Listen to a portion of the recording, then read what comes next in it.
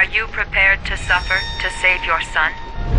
You have 5 minutes to cut off the last section of one of your fingers in front of the camera. If you succeed, you will get your reward.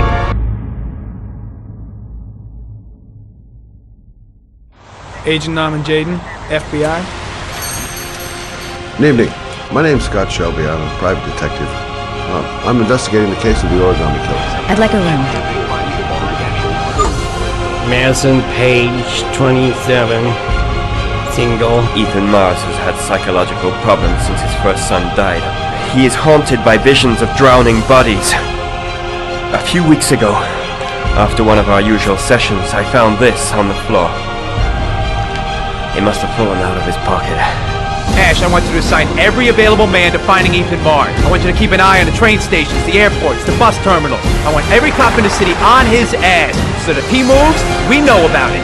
You're gonna die, you son of a bitch! I swore on my son's grave that I would kill the man who murdered him. I just don't believe he's guilty. Your other son, Mrs. Shepard. What was his name? Everything I did for love.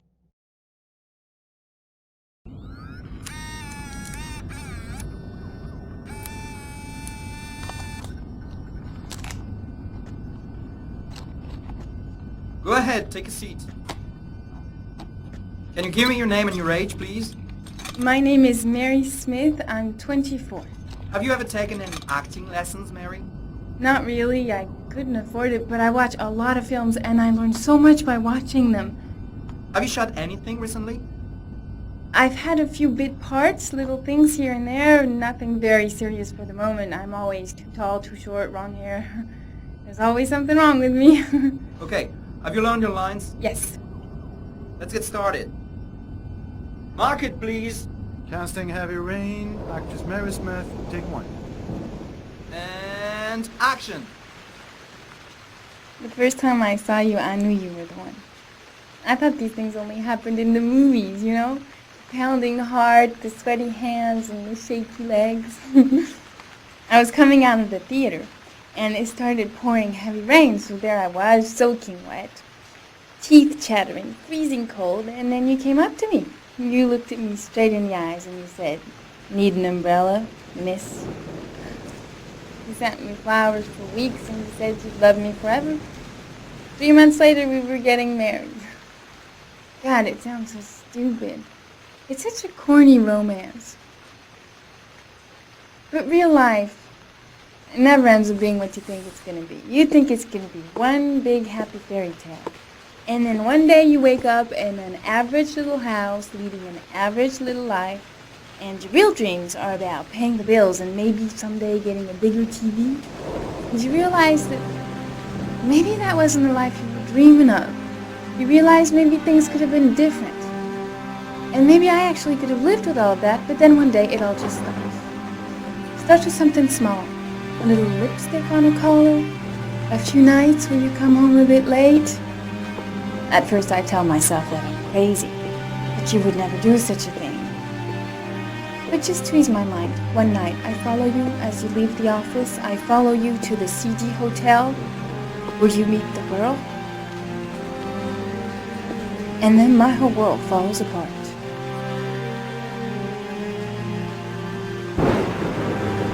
I come home and I cry for hours in my kitchen. I get the gun from the drawer in the bedroom, and I tell myself that if this is all that life has to offer me, then I can do without.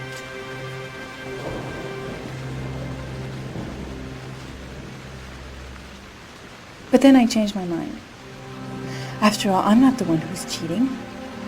So, quietly, I wait for you to come home, sitting in my average little kitchen. Obviously, when you get home, you don't suspect a thing, so I press the fucking gun against your forehead and I take a few seconds to watch the fear grow in your eyes. You tell yourself, she won't do it, she doesn't have the guts, she's just trying to teach me a lesson. But you are so wrong, honey. I sentence you to death for turning my life into a soap opera cliche. For stepping on my dreams? For not giving a shit about me all those years? And for lying to me and betraying me and humiliating me? I'm making an example out of you for all the assholes out there who think they can keep on fucking us over and over. Goodbye, my love.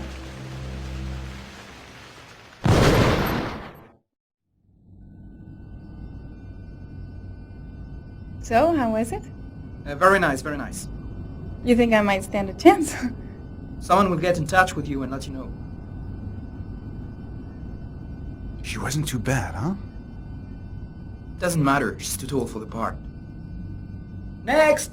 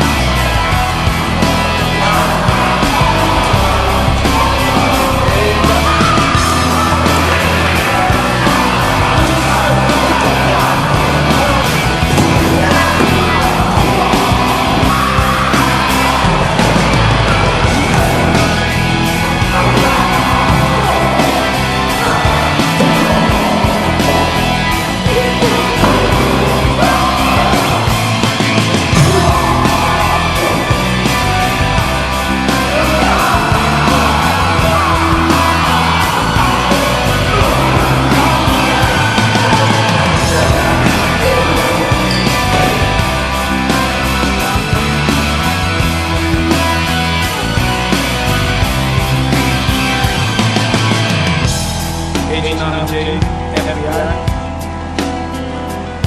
You got a badge or something, Mr. J? Yeah, of course.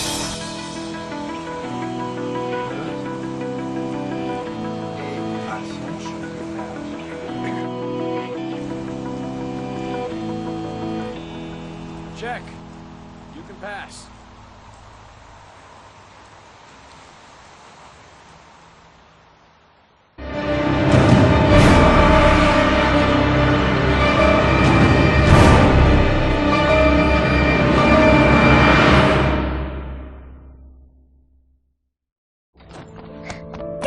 Hey, take it easy, you're gonna knock me over.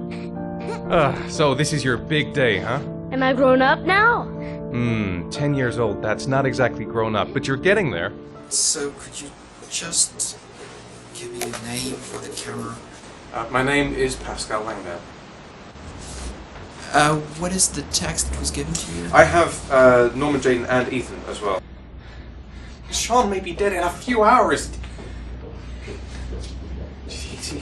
He wants to test me. He wants to punish me for Jason's death. I'm the one who should have died. I wanted to save him. I would have done anything to give my life for his, but I couldn't. Not a day goes by that I don't see his face. Now Sean has got nothing to do with that, nor do any of the other children. This has to stop. You've got to hand yourself into the police. Look, if I hand myself into the police, I lose all chances of finding Sean. They'll question me, but I won't be able to tell them anything because I don't know anything. I don't know what happened. Ethan, you may have killed those children. You don't know what you're capable of. You must end yourself in. I have to save Sean at all costs. He may be a prisoner somewhere, and I'm the only one who knows where. If I have to face up to all these trials to prove to myself that I love my son, then I'll do it. Ethan, it's crazy. You have to hand yourself in. I'll hand myself into the police when I have found Sean. Now, don't... Promise me you won't inform on me until I have found my son. Recent report indicates that the police are now treating this as another kidnapping. Obviously, Hello there, time is running out sweetheart. fast for the What can I do investigators for trying you? to find the child. I'd like a room. I'm Michael Nettie for ICN. For you? Anything. That's for sure. I'm 25. I've been modelling for 5 years. I didn't mean to get into modelling at all. I was scouted on the street. I was shopping with my mum. The last time I saw him, he was watching a convoy of trucks going by. I was about 50 yards away. And he suddenly turned and looked at me. Locked on my eyes. And I didn't realise what was happening straight away. I heard cries from behind me. Everyone started running in slow motion. I just remained motionless, locked on his gaze. I hadn't noticed the detonator in his hand.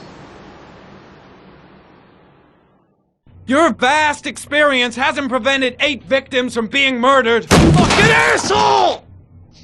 Blake, if you've got a better plan, I'm willing to listen. Don't be shy.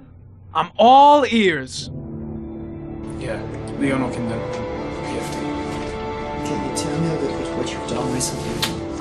The last thing I did a thing called Richard the Lionheart for the BBC. Corda confessed. You beat him all night to make him talk. He would have confessed to Kennedy's assassination if you asked him. Your confession is a heap of shit.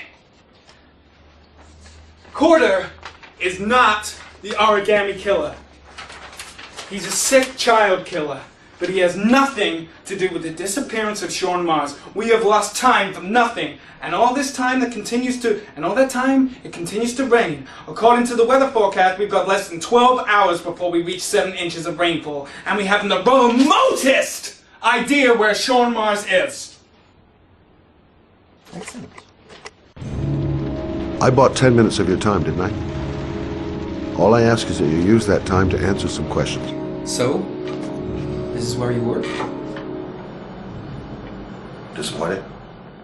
No, it's just very different from what I imagined. How do you become a private eye? Well, I was a cop for 20 years, and one fine day my wife decided to run off with, so... You should see all the faces of the husbands when they first discover that I know that they have a mistress. It's like a little kid, their hand caught in a cookie jar. I could have tripled my salary. If I accepted everything they promised me, just to keep quiet.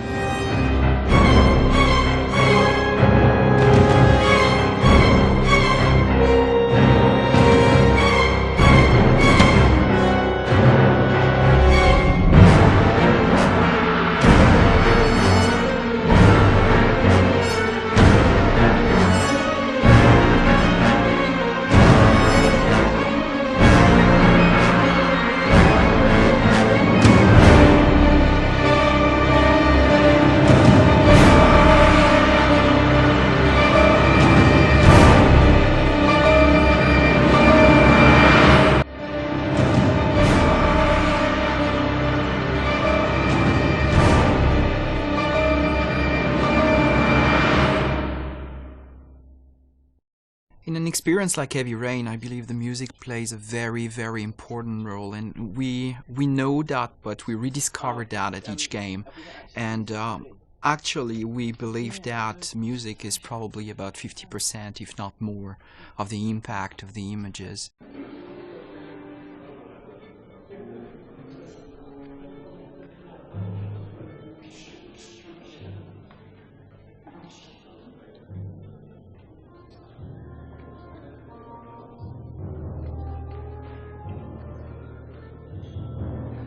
Biggest challenge with music in a title like Heavy Rain is the non-linear nature of the piece. So many actors told us that it was like the work of 3 to 4 movies, And regarding the music, it's exactly the same. It's as much work as 3 to 4 movies because of the non-linearity of the game. So at the same time, you got big volumes to record, but at the same time, you want to keep the same intention, the same intensity, and the same emotion in every single track in the game. So that's what the focus has been so far, and I'm really pleased with the result. It was a bit, bit difficult at the beginning, but at the same time easy because I knew David before, so I know what he likes and what he doesn't like. So for me, it's a good start. When you already have a relationship with a director, you save time.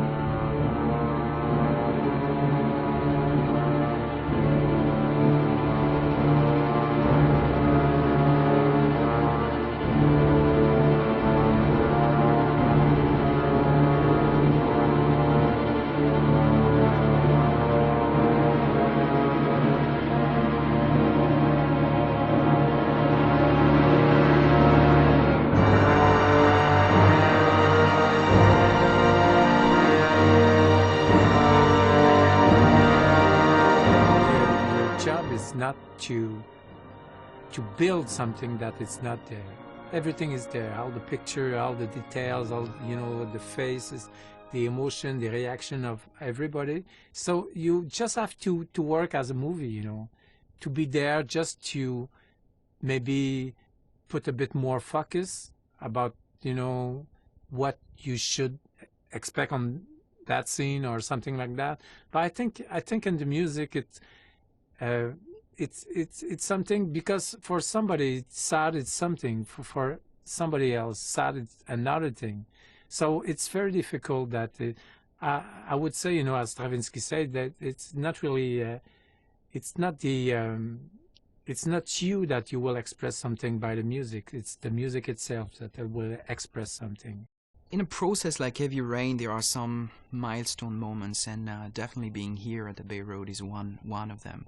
So when I wrote the script, I certainly had notes and soundtracks in my mind, which most of the time is not what you listen to at the end, what you get, but it's definitely better what I hear here today.